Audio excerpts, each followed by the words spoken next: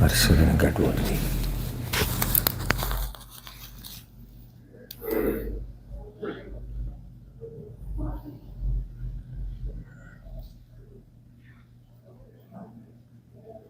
بسم الله الرحمن الرحيم.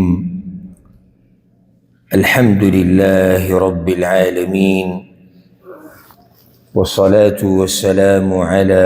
أشرف الأنبياء والمرسلين نبينا محمد وعلى آله وصحبه أجمعين. أما بعد، دا الله رب العزت بالتوفيق سرا من بسورة الكهف بنزم آيات پوری خبر ختم کړیو. و دی آخرینی آیتونو که الله رب العزت دا خبر ذکر کړیو چې الله رب العزت دا قرآن در لګلې د یری در کولو د پاره دی او د زیری، یره د مجرمانو د پاره او زیره د مؤمنانو د پاره. بیا خصوصا یره هغه چاته ورکول چې هغوی د الله د پاره بچی ثابتی او د هغې مبارکې تفصیلي خبره شوې وه. اوس د شپږم آیت کې دا خبره بیانیږي د رسول صلی الله علیه وسلم یوه طریقه دا وه چې کله به دعوت ورکو او قبول به نه کړی شو، یا د مکې د مشرکانو دا ګډې وډې خبرې، خصوصا دا خبرې لکه چې د الله دپاره بچی ثابتی، دې خبرو به هغه ډېر خفه کو او دا د هغه خیرخواهي وه چې دا خلک مسلمانان شوې، د خلکو دا شرک پرېښودی، د مشرکانو دا ګډې وډې خبرې پرېښودې، بس دقه غم کې به و، دقه سوچ کې به. نو دې ځای کې الله رب العزت اوس هغه ته دا خبره کوي چې داسې خو به ته ځان مړ کړي. که ته دا سوچونه کې چې ولې پلاني ایمان را نه وړو، ولې پلاني د کفر دا خبره وکړه، ولې پلاني دا ګستاخي وکړه، نو دا خو به ته ځان مړ کړي. بس پرېږده، ته خپل کار کوه، ستا کار دعوت کول دي. مني نه مني دا حساب کتاب به د هغوی سره الله کوي. خو د دې ځای نه دا مسله موږ ته معلومه شوه د رسول صلی الله علیه وسلم د دې صفت نه او د دې حال نه چې مؤمن او بیا خصوصا داعي چې دعوت ورکوي، هغه به د خلکو خیرخواهي، هغه به دا غواړي چې دا خلک د الله دې لارې ته راووړي، هغه به په دې خفه کېږي چې کله خلک د الله نه لرې کېږي، او په دې به هغه خوشحالېږي چې خلک الله ته رانږدې کېږي. ځکه ګوره دا دعوت چې ورکوي که نه او دا علم چې بیانوي دا دوه قسمه وي. یو هغه چې هغه بس داسې یو روټیني کار کوي، یعنی علم مې کړی دی او دلته چې دی درس کوم او هلته بیان کوم او دلته دعوت کوم، او نیت دا نه وي چې دا خلک د الله دې دین ته رانږدې شي او د بېدینۍ نه لرې شي. د داسې سړي په خبرو کې بیا اثر هم ډېر نه وي، اثر پکې نه وي ځکه چې هغه هسې لګیا یو روټیني دی، ولې بس څه زده کړي دی او څه به کوي، بیا پکې لا دا خبره پکې زیاته که بعض لا د دې دپاره لګیایي چې په دې باندې هغه خپله دنیا ساتي، دا د هغه کاروبار دی. بل داعي او عالم هغه چې هغه د الله د رضا دپاره لګیایي او مقصد یې دی چې دا خلک الله ته رانږدې شي او د بېدینۍ نه لرې شي. نو رسول صلی الله علیه وسلم کې دا صفت و چې هغه به د خلکو په دې بېدینۍ باندې به غمجنه کېدو، خفه کېدو به چې ولې دا خلک د الله نه لرې شوي دي. أعوذ بالله من الشيطان الرجيم. بسم الله الرحمن الرحيم. فلعلك باخع نفسك على آثارهم. بس کیدی شي چې هلاک کې ته نفس خپل په دوی پسې، إن لم يؤمنوا بهذا الحديث أسفا، که ایمان نه راوړي دوی په دې خبره د وجې د غم نه، ایمان نه راوړي دوی په دې خبره یا په دې قرآن، د دې د لاسه به ته دومره غم کوې چې ځان مړ کوې، دا خو به ته ځان مړ کړي. او دا د الله رب العزت محبت ته د رسول صلی الله علیه وسلم سره، هغه ته تسلیم ورکړي او تربیت ولم کوي. فلعلك باخع نفسك على آثارهم إن لم يؤمنوا بهذا الحديث. الحديث حديث مراد دلته قرآن دی. نو بعض موږ ته دا وایي چې تاسو جو قرآن نه منئ، چې اهل الحديث او حدیث او دا ټکي په مخه ګوره. حدیث چې دی دا قرآن ته وایي او دا د رسول صلی الله علیه وسلم خبرو ته وایي. اسفه د وجې د غم نه سورة فاطر کې به راشي، تاسو به واورئ الله پیغمبر ته وایي فلا تذهب نفسك عليهم حسرات. د غم د لاسه په دې خبرو به ته ځان مړ کړي، دومره غم مه کوه. او یو ذکر راځي سورة المائده کې فلا تأس على القوم الكافرين، په کافرانو باندې دومره غم مه کوه. سورة الشعراء کې به راشي لعلك باخع نفسك الا يكونوا مؤمنين. ته به د دې د لاسه ځان مړ کړې د غم نه چې دوی ولې ایمان نه دی راوړی. ته خپل معنی دا ده چې ته صبر کوه، ته خپل تبلیغ خپل دعوت کوه، څه چې تا ته الله در لیږلي دي هغه خلکو ته بیانوه. اوس که چا ومنله جو ډېره ښه ده، که ویې نه منله نو رب العزت به ورسره حساب کوي. عبدالله بن عباس رضی الله عنهما وی یو ورځ مکه کې د عتبه بن ربیعه، شیبه ابن ربیعه د ضرور، ابو جهل، نضر بن الحارث، امیه بن الخلف، امیه بن خلف، العاص بن وائل، ابو البختر، دا ټول دا غټ غټ کسان د قریشو راجمع شو او د اسلام خلاف مشورې کولې، د دین خلاف. نو دا خبره په رسول صلی الله علیه وسلم باندې ډېره درنه ولګېده چې زما د قوم د مشرانو له څه چل شوی چې دوی د الله د دین نه مني. دې مشرانو له څه چل دی چې دوی د الله سره دشمني کوي. دې خبرې ډېر په غم کې اچولی نو الله رب العزت د آیتونه راولېږي. دې غم د لاسه خو به ته ځان مړ کړي. نو دا د رسول صلی الله علیه وسلم خیرخواهي وه. هر چې الله دوی له هدایت نه ورکوي، اوس الله هر چا ته خو هدایت نه ورکوي، نو الله چې چا ته هدایت نه ورکوي رب العالمین یې پیژني. هغه سړی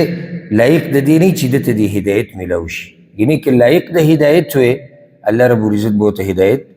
نصیب کړی وی. موسی علیه السلام کله چې بني اسرائیلو د هغه خلاف ورزي وکړه نو هغه الله ته ووایي انی لا املک الا نفسي و اخي. بیا الله ما سره صرف دغه ده چې زه پخپله ستا تابعداري وکړم، یعنې د ځان ذمهوار او د دې ورور ته ویلی شم. اوس قوم زما خبره نه مني، نو چې نه مني الله به ورسره حساب کوي. د هغې نه بعد الله رب العزت اوس دا خبره بیانوي چې دنیا د امتحان ځای دی او د دنیا همیشه نه ده، مصیرها الی زوال، دا به زایله کېږي، دا به ختمیږي. مناسبت څه دی؟ ربط څه دی؟ یعنې مخکې دا ووي چې کافران مشرکان الله لره بچي ثابتوي. نو پیغمبر ته د دوی په دې خبره باندې دومره غم مه کوه چې ځان مړ کړې. اوس الله وایي چې دنیا د امتحان ځای دی. نو دې کې یو ربط دا شو چې دنیا د امتحان ځای دی. څوک به الله مني، څوک به یې نه مني، دا خو امتحان دی. څوک به د الله توحید مني چې الله یک یوازې دی، څوک به الله له بچی ثابتوي والعیاذ بالله، څوک به د الله سره برخدار جوړوي. دا خو دنیا ده، دا خو د امتحان ځای دی. دغه شان چاته به هدایت میلاویږي، چاته به نه میلاویږي. اوس که چېرته ټول خلک په نیغه لار روان وی نو بیا خو څه امتحان نه شو. که چېرته کافر نه وی، صرف مسلمانان وی، نو بیا خو امتحان څه مزه ونه کړه. که چېرته شیطان او ابلیس نه وی او خواهشات نه وی او امتحانونه نه وی، فتنې نه وی، سختي نه وی، غمونه نه وی، نو بیا خو امتحان نه کېدو. نو ځکه الله رب العزت اوس خبره د دې دنیا کوي چې دا همیشه نه ده، دا وقتي طور امتحان دی. إنا جعلنا ما على الأرض زينة لها، یقینا من ګرځولي دي هغه څه چې په ځمکه کې دي ډول د ځمکې، لنبلوهم أيهم أحسن عملا، د دې دپاره چې امتحان وکړو په دوی چې کم یو د دوی نه ښایسته عمل واله دی. وَإِنَّا لَجَاعِلُونَ مَا عَلَيْهَا او یقینا من ګرځون کیو هغه څه لره چې په دې باندې دي صعیدا جرزا میدان خویا څه چې په دې ځمکه باندې دي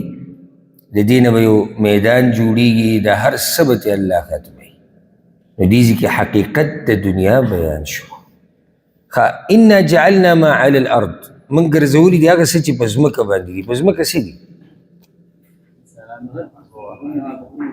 او د دې نه ښه جواب ته ماله دا راکولی شو چې هر څه که موږ یو شی اسمارو بچي مال کورونه میوې باغونه بنګلې هر څه پکې دننه راغلو څه چې دي دا زینت دی بس ښایست دی او اصل مسئله چې دا غل لنبلوهم ایهم احسن عملا په دې کې یو قسمه تسلی ده ګورې رسول صلی الله علیه وسلم ته چې ګوره ته ځان مه خفه کوه د دنیا ځای د څه دی دا د امتحان دی څوک به ما مني څوک به نه مني پیغمبره ته خپل دعوت کوه نور د دنیا د دې دپاره چې پته ولګي چې د چا ښایسته عمل دی دلته الله دا نه دي ویلي چې لنبلوهم ایهم اکثر عملا امتحان دا دی چې څوک به ډېر عمل کوي نه امتحان دا دی چې څوک به ښایسته عمل کوي د الله ښایسته عمل پکار دی او ښایسته عمل په باره کې موږ پرون خبره کړې وه چې هغې کې دوه خبرې چې هغه خالص د الله دپاره او په طریقه د رسول صلی الله علیه وسلم د الله ګوره ډېر عمل نه دی پکار د الله ښایسته عمل پکار دی یو سړی ټوله شپه د الله عبادت کوي او طریقه یې غلطه ده الله په دې عبادت څه کوي یو سړی د شپې یو برخه کې د الله بندګي کوي په صحیح طریقه کې د الله رب العزت دا عبادت پکار دی یو سړی ټول عمر لګي د الله په عبادت کې تیری او په ناروا طریقو سره ناروا مطلب بدعات او خرافات او په دې کې لګي الله په دې عبادت څه کوي او یو سړی د الله عبادت لږ کوي ډېر نه کوي خو په ښایسته طریقې سره کوي اخلاص پکې او په طریقه د رسول صلی الله علیه وسلم الله رب العزت دا عبادت خوښوي نو امتحان اصل دا دی الله زمونږ عمل کې هغه عمل قبلی چې هغه ښایسته وي د ډېر او د کم سره د الله کار نشته پوه شوې په دې مسله غټه مسله زړه ته دا واچوئ ګوره چې دا ځمکه باندې چې څه دي دا امتحان دی او ځکه قرآن کې الله رب العزت دا خبره ځای په ځای کړې ده المال والبنون زینة الحیات الدنیا دا د دنیا ښایست دی اوس د الله رحمت دا دی چې د دې ښایست نه خوند اخیسته موږ ته روا کړي دي د شریعت په حدودو کې کمال دا ښایست د دنیا دی زامن ښایست د دنیا دی دغه شان نور چې کوم شهوات دي هغې کې الله رب العزت موږ ته دا ګنجایش پیدا کړی دی چې تاسو ترې مزې اخیستی شئ خو د شریعت په حدودو کې دننه دومره به پکې نه ورننوځئ چې ته د اصل مقصد نه غافله شي او هغه لنبلوهم ایهم احسن عملا ټوله مسله د دې دپاره ده چې پته ولګي چې په موږ کې کم یو ښایسته عمل کوي ځکه حدیث کې راځي په صحیح مسلم کې دی رسول صلی الله علیه وسلم وایي دنیا تکه شنه ده او خوږه ده دا په دې دنیا کې الله د دوه خبرې ور اچولي یو خو تکه شنه بله خوږه ده او د انسان هر هغه ځای خوښي چې هغه تک شي او هغه ذایقې خوښي چې هغه خوږی او د دواړه په دنیا کې شتي اوس که چېرته د دنیا تکه شنه نه وی که نه او خوږه نه وی نو بیا د امتحان نه کېدو بیا به د چا ورسره نه لګېدی نو بیا پته د ایمانونو نه لګېده نو الله دنیا شنه کړه او دنیا خوږه کړه اوس به زموږ د ایمانونو پته لګي نو بیا په هغه حدیث کې مخکې وایي الله پکې تاسو د دنیا الله ښایسته پیدا کړې ده خوږه او تکه شنه بیا تاسو راوستي یې دنیا ته او چې تاسو لاړ شئ نور راځي چې لاړ شئ نور راځي ولې فناظر ماذا تعملون رب العزت دا راښکاره کوي چې تاسو څه کوئ نو چېرته په دې دنیا دوکه نه شي د هر څه ځایله کېدونکي دي ځکه الله وایي وانا لجاعلون ما علیها صعیدا جرزا دا هر څه صعیدا معنی میدان او د دې یو معنی دام د خاوره په دې ځمکه چې څه دي د هر څه به خاورې کېږي. سعیدا جرزا، د جرزا یو مطلب دا هم دی خویه میدان، خویه میدان معنی هېڅ به پکې هم نه، او بله معنی دا دی چې خاورې، هغه خاورې چې په هغې کې د سره شینوالی نه وي، د هر څه به ختم شي، نو چېرته دوکه نه شي. او انشاءالله همدې صورت کې او بیا د هغې نه بعد چې کوم صورتونه دي ځای په ځای به تاسو د دنیا دا مثال اورئ چې دنیا همیشه پاتې کېدونکې نه ده، دا وقتي طور ده، په دې به دوکه کېږي نه. اوس د دې نه بعد قصه د اصحاب کهف راوړي خو لنډه. اول الله رب العزت دا قصه لنډه ذکر کړې ده او بیا یې د هغې نه بعد دا تفصیلي ذکر کړې ده. ربط څه دی چې وګوره دنیا د امتحان ځای دی، دنیا امتحان ځای، دا خبره وشوه که نه؟ نو وګوره یو امتحان په غار والا باندې هم راغلی و، په هغوی هم امتحان راغلی و، خو هغوی ځان څنګه ساتلی و، هغوی د دې فتنې نه ځان څنګه بچ کړی و، دا اوس ته واوره. بله یو څو ایته شاته چې لاړ شي نو الله دا ووایي چې مشرکان یهود و نصارا دوی الله لره بچی ثابتوي، شرک کوي، او بیا تپوسونه یې کول د رسول صلی الله علیه وسلم نه د چا مبارک کې؟ د اصحاب کهف مبارک. نو الله ورته وایي هغه تاسو چې د چا مبارک کې تپوس کوئ هغه خو داسې موحدینو چې د شرک د یرې هغوی تښتېدلي وو او په غار کې پراته وو، او تاسو په شرک کې اخته یې. نو تاسو کې او په هغو کې فرق دی. هغوی موحدینو، هغوی خالص د الله بندګي کوله، هر چې تاسو یې نو ستاسو خو دغه حال. نو قصه د اصحاب کهف بیانېږي. أم حسبت أن أصحاب الكهف والرقيم، آیت گمان کے چی بیشک غار والا او رقم والا كانوا من آیاتنا عجبا، وغوید نخود قدرت زمن ناشنا. اے پیغمبر تک صدی تعجب وڑے چیر دا عجیب قصه ده. غار کی کسان پرته وو اوس د پاسه 300 کاله، 309 کاله، هغوی چې دی بیا اوده شوي دي او بیا راپاڅېدلي دي. نو الله رب العزت پیغمبر ته وایي چې په دې تعجب مه کوه، کانو من آیاتنا عجبه، داسې عجیبه خو نه ده. او دغه شان ټولو ته دا خبره کېږي، اگر که خطاب پیغمبر ته دی مطلب ټول پکې دننه رالو چې تاسو د اصحاب کهف دا قصه عجیبه مه ګڼئ. ښه کافرانو ته پکې داسې وویلی شو، هغوی تپوس کړی و که نه چې اصحاب کهف دا قصه موږ ته وکړه. نو الله ورته وایي دا خو عجیبه ده، تاسو چې د کومې خبرې تپوس وکړو، خو د دې نه زیاته عجیبه هغه ستاسو هغه انکار کول دي د الله نه او د آخرت نه، هغه طرف ته هم توجه وکړئ. یا مطلب دا دی چې ته په دې تعجب مه کوه چې اصحاب کهف 309 کاله اوده وو او بیا راپاڅېدو. الله وایي زما قدرتونه که دې ولیدو نو د دې نه به عجیبه وینې. دا عجیبه ده که دا عجیبه ده چې یو انسان خاورې شي او زری شي او بیا به راپاڅي، دا عجیبه ده. دا عجیبه ده که نه ته د ځمکې ته وګوره او د اسمانونو ته بره وګوره چې دا الله رب العزت څنګه مخلوق پیدا کړی دی. ته دنیا د نظام ته وګوره، نو د رب د قدرتونو په مخ کې د اصحاب کهف دا قصه عجیبه خو نه ده. او زمونږ انسانانو هغه طاقت چې دی او قدرت محدود دی، نو ځکه موږ تعجب کوو چې داسې څنګه کیدی شي. خو د رب قدرتونو ته وګوره، دا بنده هغه پیدا کړی دی، نو هغه ته څه ګرانه خو نه ده چې 300 کاله دی اوده ساتي. هته څه عجیبه ده؟ هته څه ګرانه؟ هېڅ ګرانه نه ده. نو دې یو مطلب دا دی چې دا څه دومره عجیبه نه ده، د دې نه عجیبه نور ډېر قدرتونه که دې ولیدو حیران بشي. وګوره تعجب د الله په قدرتونو 2 قسمه، دا فایده یاده کړي. یو تعجب د انکار د لاسه، لکه د مکې مشرکانو به هم تعجب کو څنګه الله دا کار وکړو. دا څنګه چې سړی وایي که نه، دا په 2 مطلب یې وایي. یو دا چې مطلب داسې نشي کېدی. دویم دا کله انسان ته دا کار ډېر غټ ښکاره شي چې یاره الله څومره عظیم ذات دی چې دا کار یې کړی دی، هسې چې دا اسمانونه به الله څنګه ودرولي. کله سړی داسې سوال وکړي دا دې تعجب چې کوي د الله د عظمت ته راسه چې رب العزت څومره قدرتونه والا دی. هر چې دغه اولنی قسم تعجب دی نو خو د کافرانو تعجب دی چېرې دا نشي کېدی. اصحاب الكهف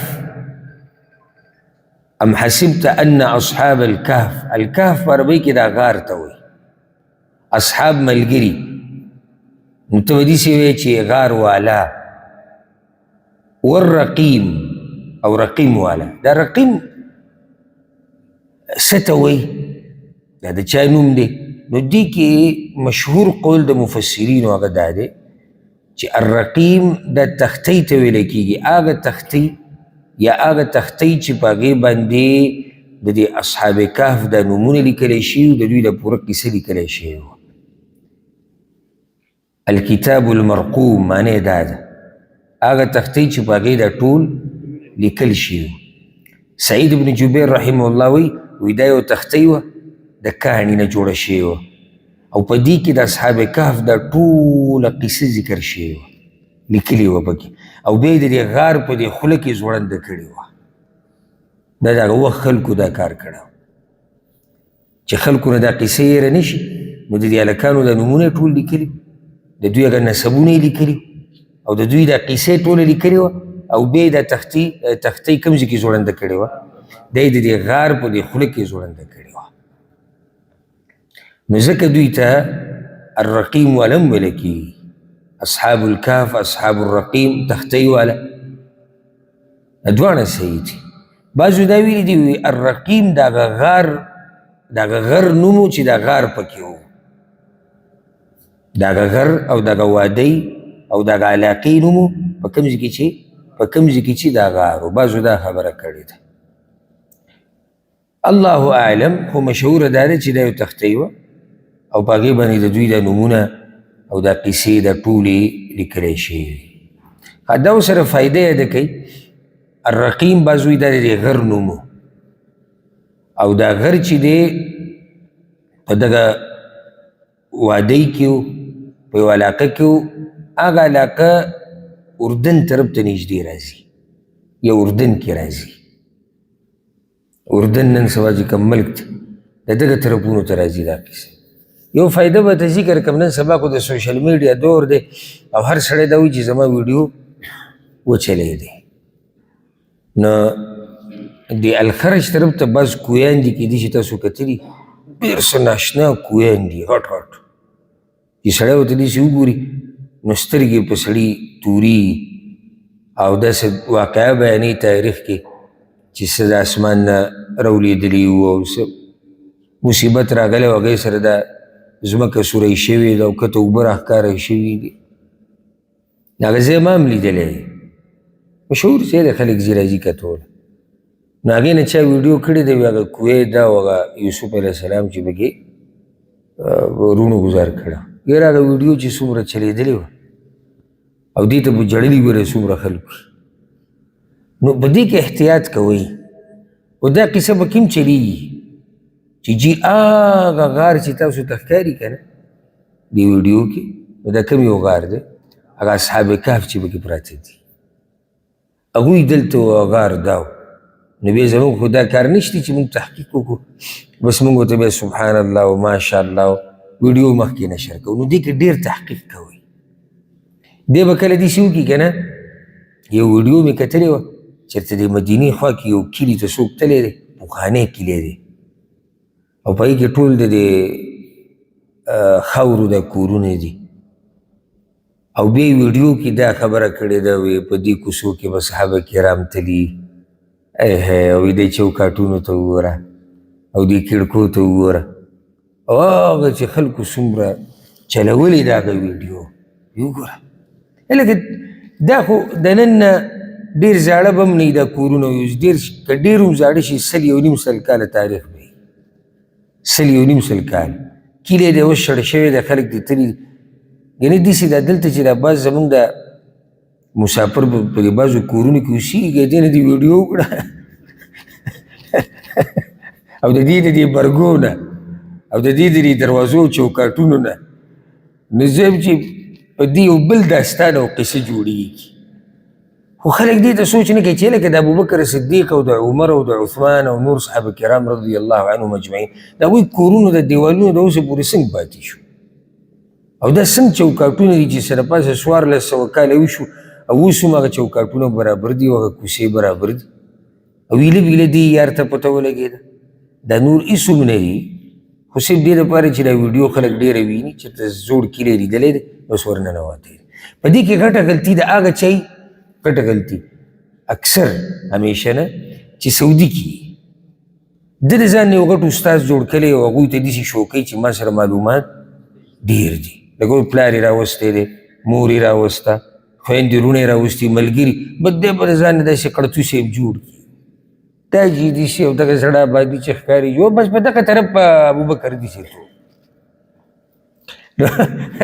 چې دا ملک د راغلي دي غریبانو سره خو علم نشته به د هغوی د سترګو نه اوښکې رواني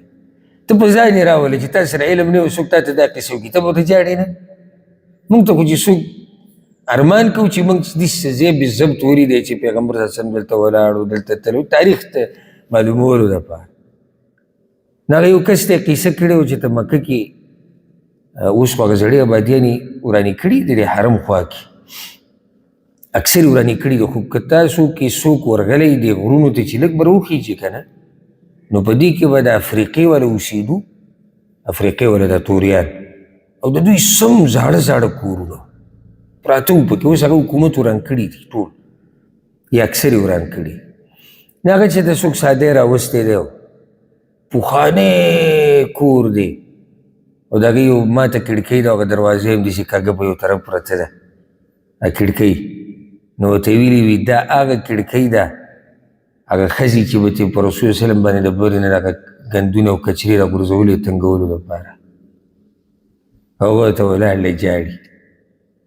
ښه هغه اوس یعنې دومره زوړ نه دی 100 کاله د 100 هم کم د دغې آبادۍ به کېږي خو داسې ده چې په دې وخت کې دغه آبادي څه ده زړه ده هغه د ورته ښولې ده وي دې ځینې به یې کچرې راوګرلې نو زمونږ خلک خو بیا په دې نه دي هغه مشهوره قصه هغه چېرته وي زمونږ د دې طرفونو دا خلک راغلي وو حج له نو دې جده کې که څوک پاتې شوي وي هلته یو چوک دی د سیکل چوک پای کې ډېر غټ سیکل جوړ شوی دی ډېر غټ سیکل یې جوړ کړی چوک دی چېرته دا کسان ټکسي کې ناست وو د عربي سره وی دا سیکل یو هغه تاسې ګپ کې ویلي وي دا د آدم علیه السلام دی بیا پورې هغوی نښتې وي چې اوس موږ دلته 2 رکعته کوو ودروه دا خو تاریخي ځای دی چې د هغه وخت سیکل دلته ولاړ دی نو موږ یې په دغې نه یو خبره مې دا کوله که څوک درته ویډیوګانې ښیي چې هغه اصحاب کهف دا دي او دغه دي او داسې دي بغیر د تحقیق نه به خبره د چا نه منئ نو الله اعلم دا الرقیم دا که موږ نوم د علاقې ووایو یا نوم د غر ووایو نو دا علاقه دا غر دغه اردن طرف ته راځي اوله کې الله رب العزت دا قصه چې دی مختصر ذکر کړی ده بې تفصیلا ذکر کړی ده اذ اول الفتیة الى الکهف کله چې پناهي واغسته ځوانانو غار ته اذ اول الفتیه الفتیه په عربي کې ځوانانو ته وایي د 7 کسانو قصه را روانه ده انشاءالله او یوه خبره دا یاده کړئ چې دا کار دیم د ځوانانو ګورئ د قام سره داسې مقابله کول د وخت د باچا سره مقابله کول او بیا دا په خپل هم په غټو خاندانونو کې اکثر د وزیرانو او د مشرانو زامن نو دا کار دی د چا د ځوانانو د ځوانۍ کې چې کومه بندګي د الله کېږي دا په بوډاوالي کې نه کېږي دوی غار ته تلي زه اوس تفصیل نه بیانوم د یو څو آیته وایو بې تفصیل په خپله را روان دي دوی پناهي واغسته کم طرف ته غار ته فقالوا ربنا نؤيد يا رب زمن آتنا من لدنك رحمة راك من تدخل طرفنا رحمة وهيئ لنا من أمرنا رشدا او آسان که منگ تا د کار زمنگ نه کامیابی. کله چې د انسان د دنیا والا نه جدا شي کنه او سخته پې راشي،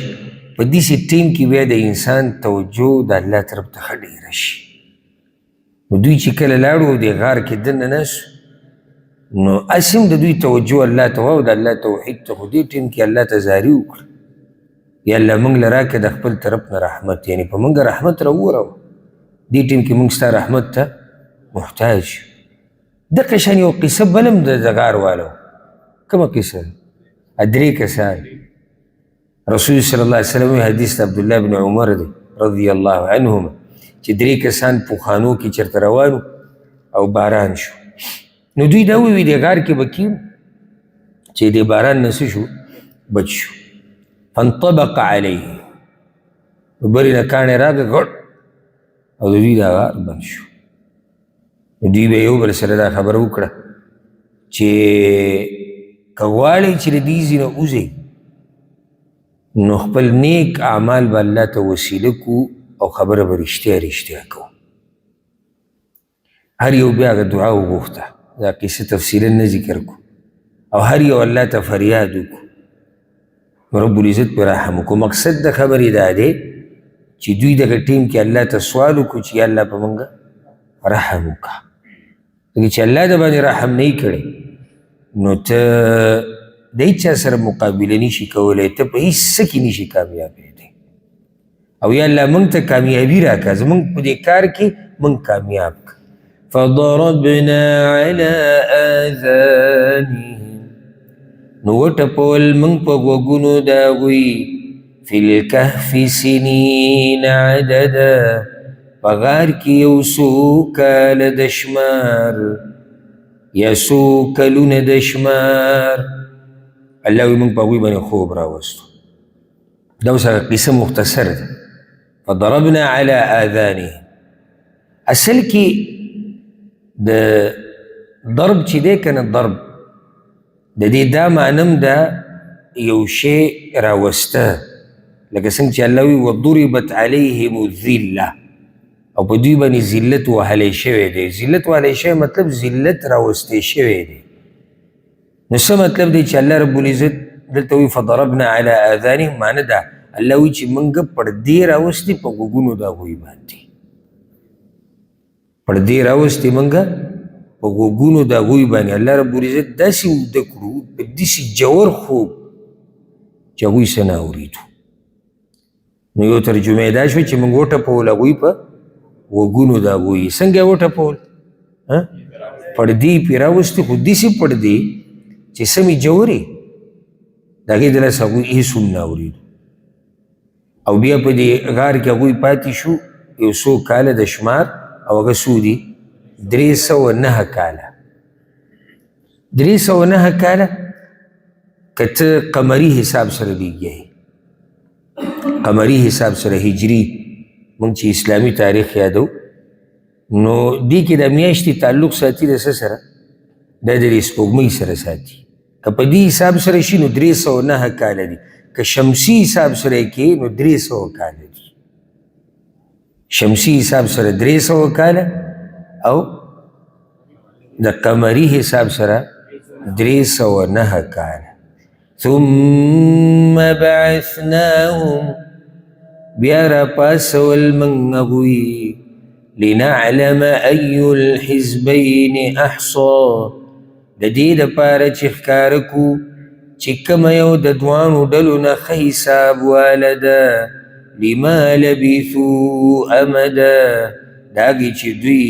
وخت تېر کړی و د مودې نه. د دې دپاره الله ولې دوی راپاڅول چې پته ولګي چې کومه یوه ډله په حساب کتاب کې نږدې ده. دا ډلې کومې وي دي؟ په خپل منځ کې، په خپل منځ کې د دوی اختلاف را، او دا قسم را روانه.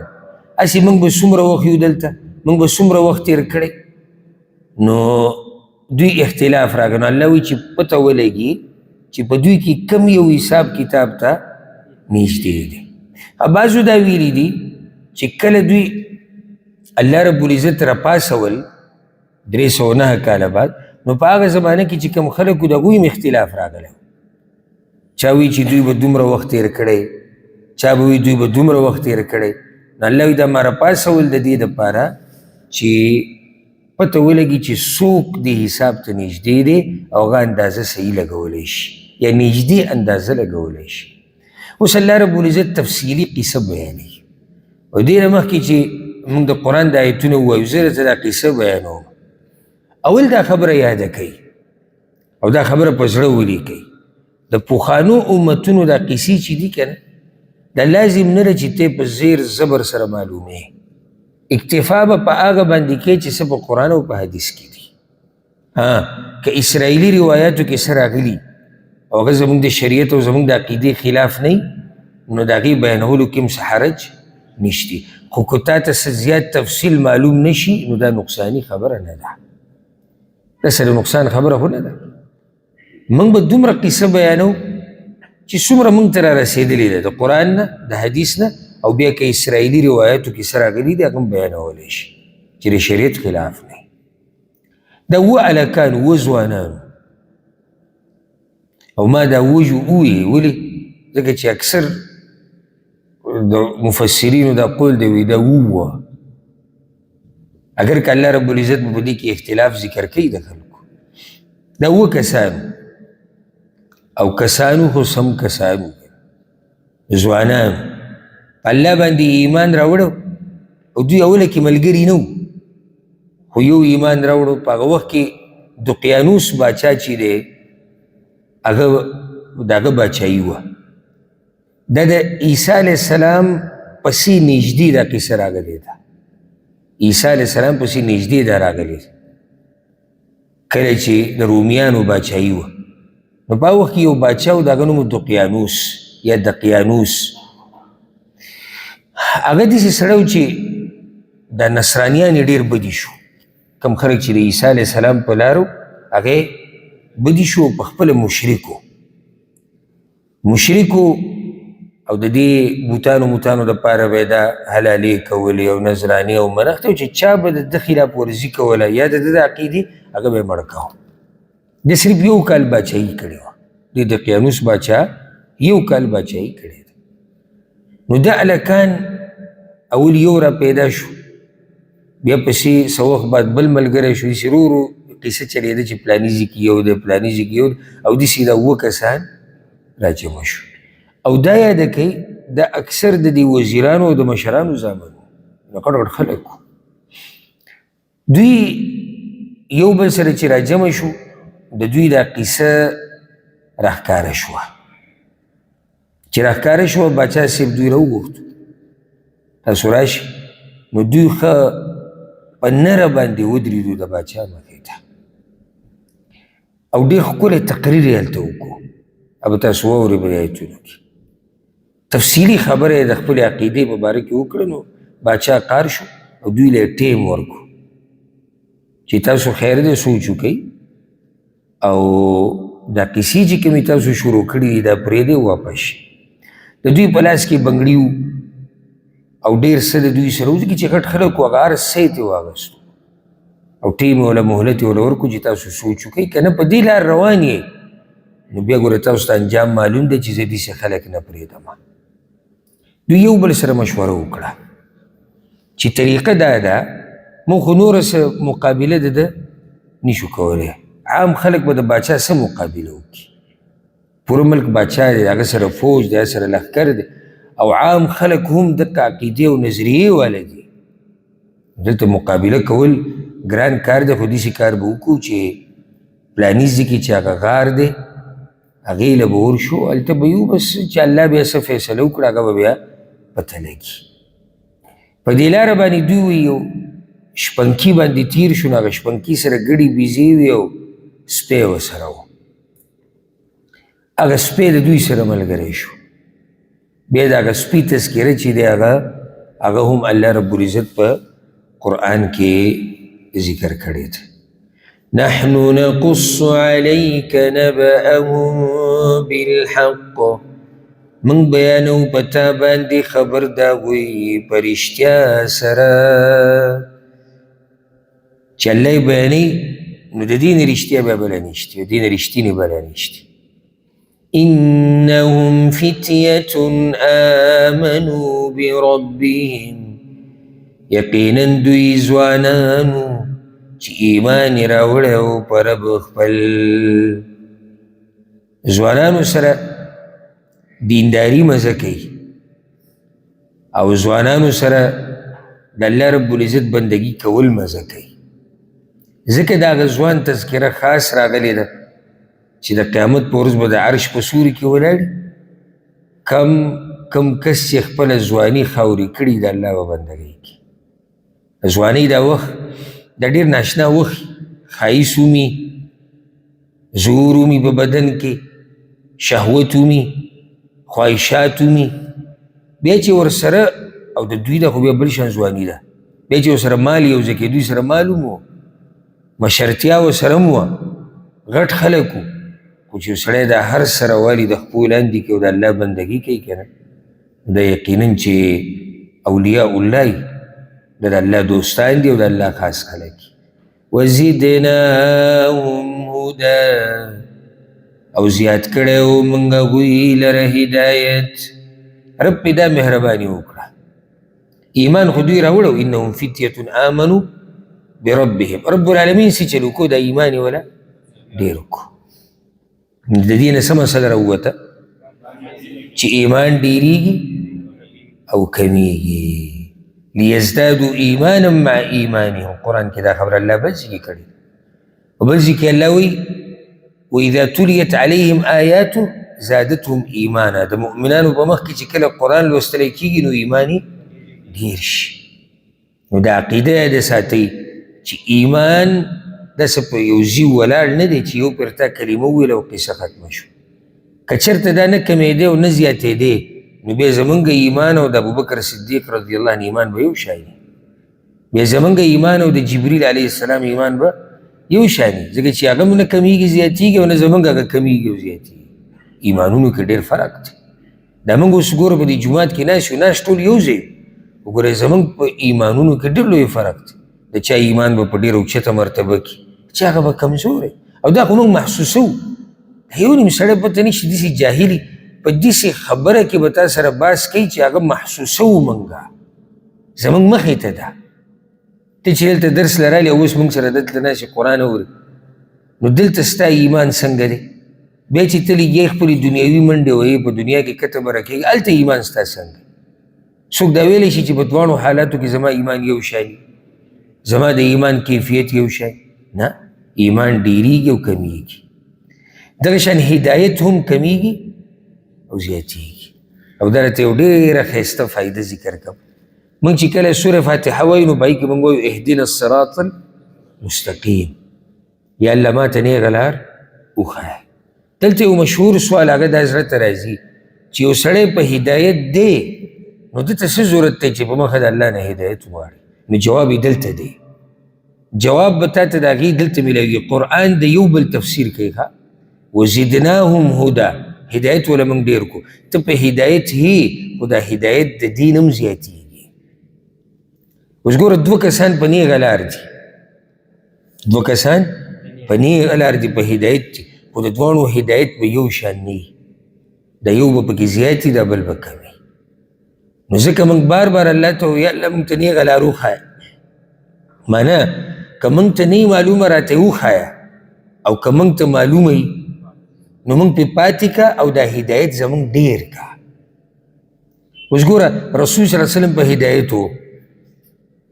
صحابه کرام په هدایت و اوس عام امتي زموږ د زمانې په هدایت وي نو آیا دیم داسې په هدایت ته څنګه چې رسول صلی الله وسلم یا لکه څنګه چې صحابه کرام نو هدایت هم کمیږي او زیاتېږي ګوره دوه ملګري به وي دواړه دینداره دي مونځ اودس کوي خو د دواړو په دیندارۍ کې به فرق وي دا د هدایت کمېده او زیاتېده دي الله دې مونږ ته هدایت نصیب کړي او الله دې پې مونږ مضبوط پاتې کړي او الله دې زمونږ هدایت ډېر کړي ښه دا قصه هسې ذهن ته دا خبر راله پرون موږ دا خبره ذکر کړې وه چې یهودیانو دا سوالونه خوري وو چاته مشرکانو ته نو موږ خو لږ ساعت مخکې ووایي چې دا قصه عیسی علیه السلام ته نږدې راغلې ده اصل کې دا قصه یهودو د نصاراو نه اورېدلې ده دا قصه یهودو د نصاراو نه به اورېده د عیسایانو نه او قریشو ته خو صرف یهود معلوم یهود ورته معلوم وو ځکه چې هغه په هغه وخت کې په علم مشهور نصارا چې وو هغه دومره نه وو د هغوی په خواوشا کې څومره چې ورته یهود نږدې وو نو ځکه هغوی تپوس د یهودیانو نه وکړو نو یهودیانو خو دا قصه اورېدلې وه نو هغوی ورته وویل زه ته د نه تپوس وکړې دغه ځوانانو د قصې په باره کې ښه داسې ویلی کېږي الله اعلم یو روایت کې داسې راځي امام ابن ابي شیبه هم دا روایت راوړی دی عبدالله ابن عباس وی منګه د معاویه رضی الله عنه په مشرتیا کې او داغه په وخت کې منګه یو غزا کړې وه د دې روم طرف ته تللي وو رومیانو د علاقې ته نو په یو غار باندې تېر شوي وو هغه دقه غار و اصحاب کهف ته نو معاویه رضی الله عنه دا وی هسې چې سړی دې غار ته ورننوځي او د هر څه په خپلو سترګو ویني د دوی د ځایونه او هر څه نو عبدالله ابن عباس ورته وایي چې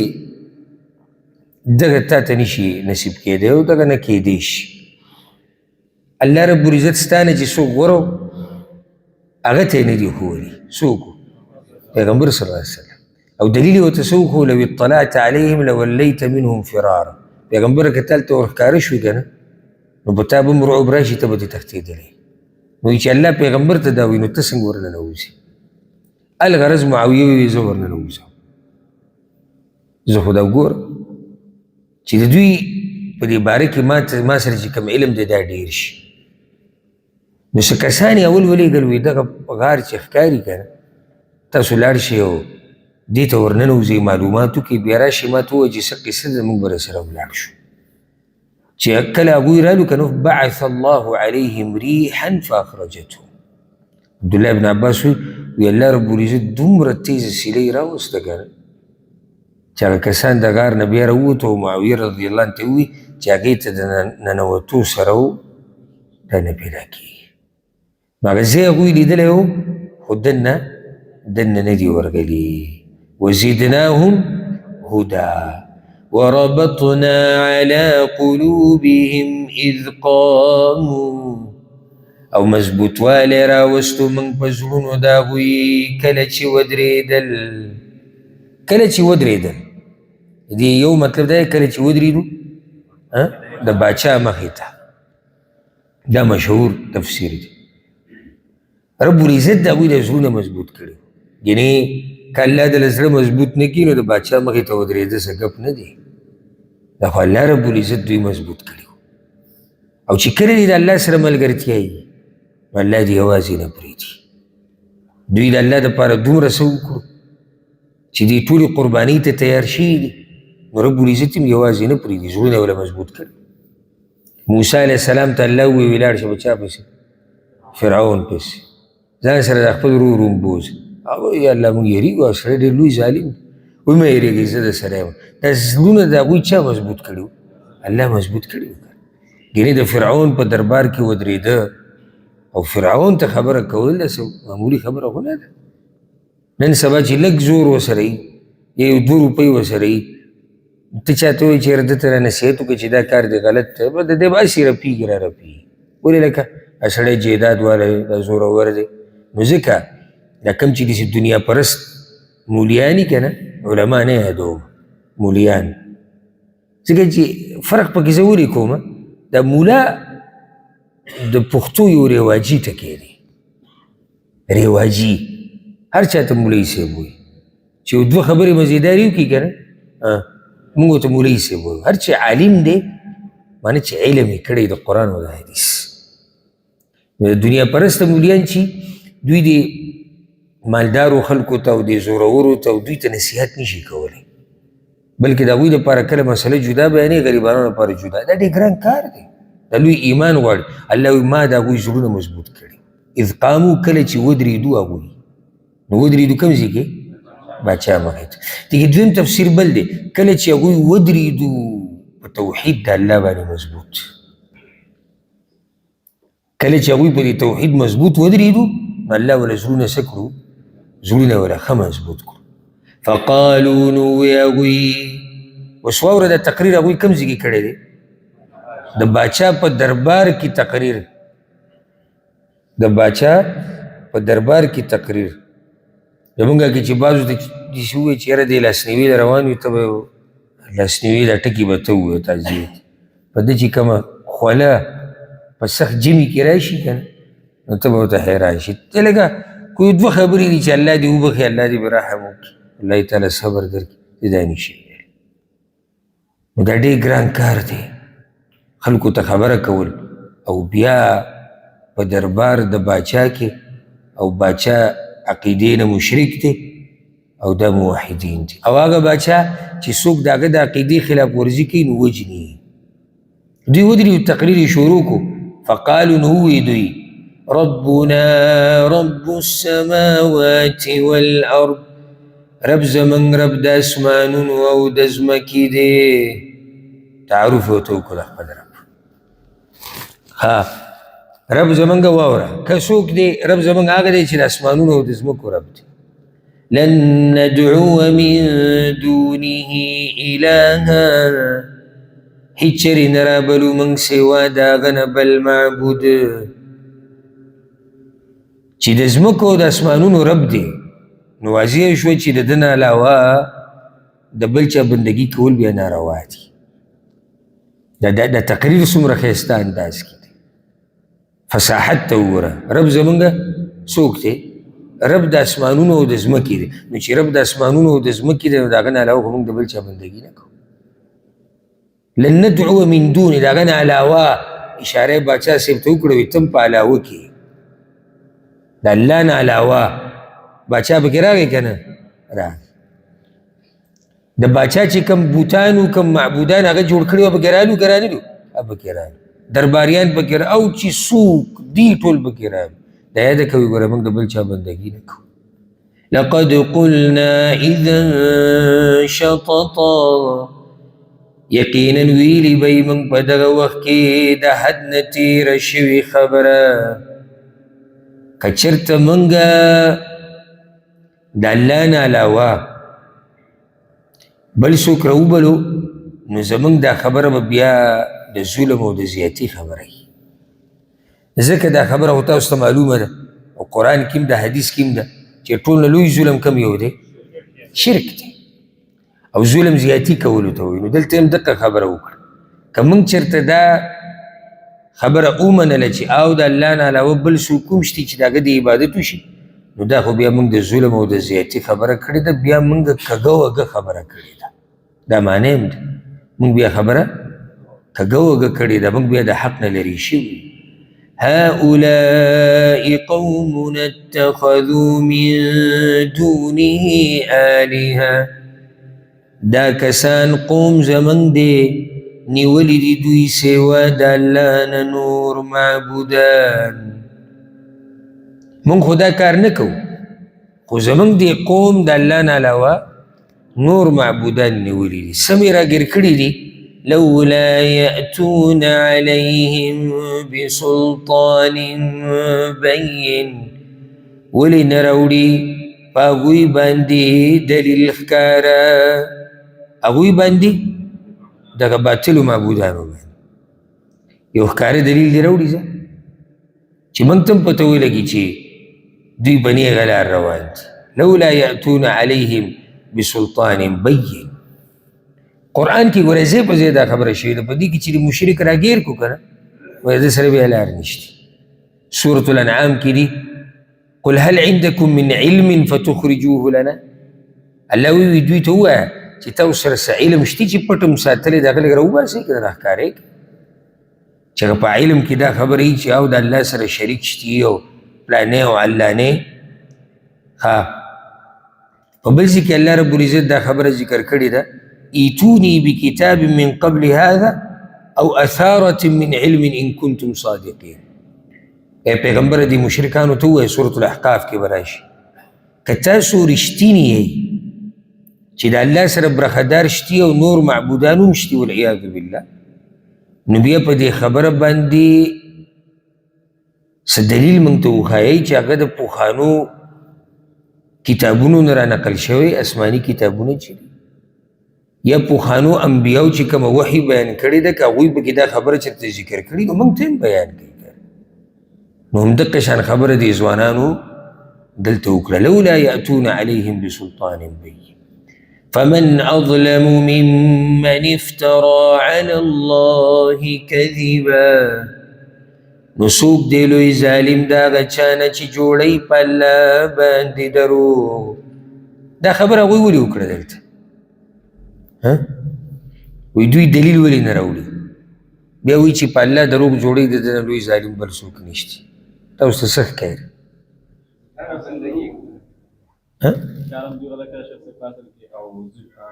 نه دا زما به دې سوال رسېدلي نه یې کس. هغوی دا وایي دوی دلیل ولې نه راوړي؟ بیا وایي د هغه چا نه لوی ظالم بل څوک نشته چې په الله دروغ جوړوي. ته پرې ورغلی وې خو که تعبیر دې برابر کړی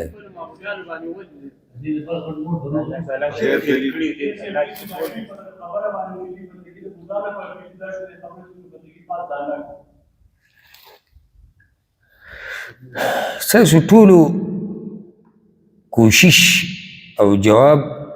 برابر دی خو تعبیر چې موږ پرې ورسو.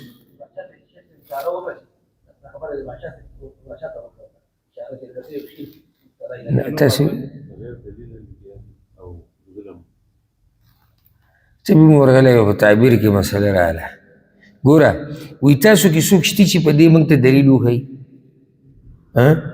نو دلیل خو نشتی که نه. نو چې دلیل نشتی بیا به دوی دروغ وایي او دروغ به په چا جوړوي؟ په الله. نو چې په الله دروغ جوړوي د ده نه لوی ظالم بل څوک نشتی. اوس پوه ورسېد؟ اسان جواب لکه و دلیل کې خو دا نه ده راغلی چې د الله سره پلانی بوت شریک دی.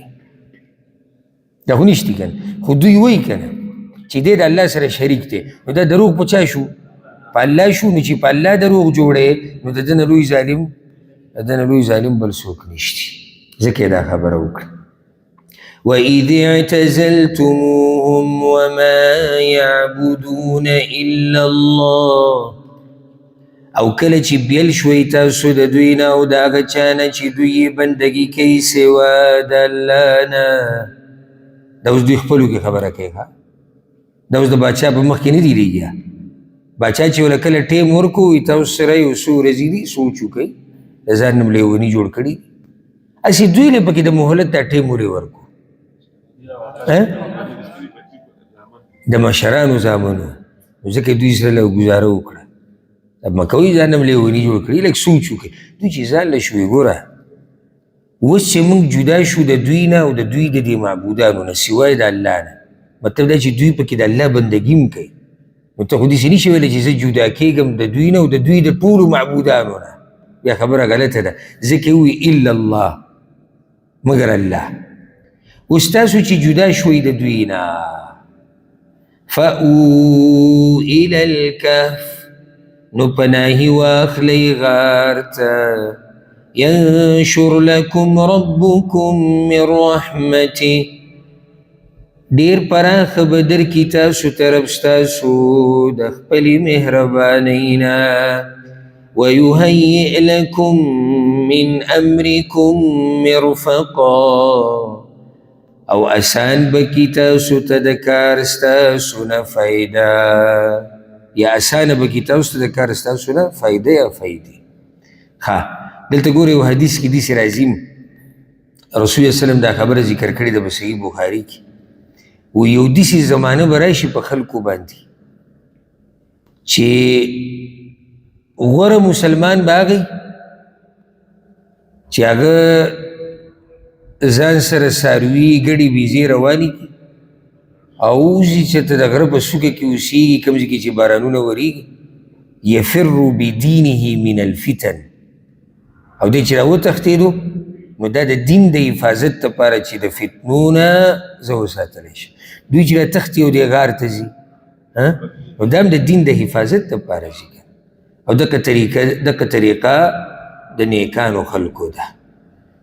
رسول صلی الله علیه وسلم غار ته ورننوته او که نه و؟ هغه هم غار ته ننوته. ولې؟ هغه هم د دین دپاره تللی و، د دین د حفاظت دپاره. دغه شان چې دی دغه د ابراهیم علیه السلام خپل قوم یې پرېښودی او که نه و؟ قوم یې پرېښودی او قوم چې د چا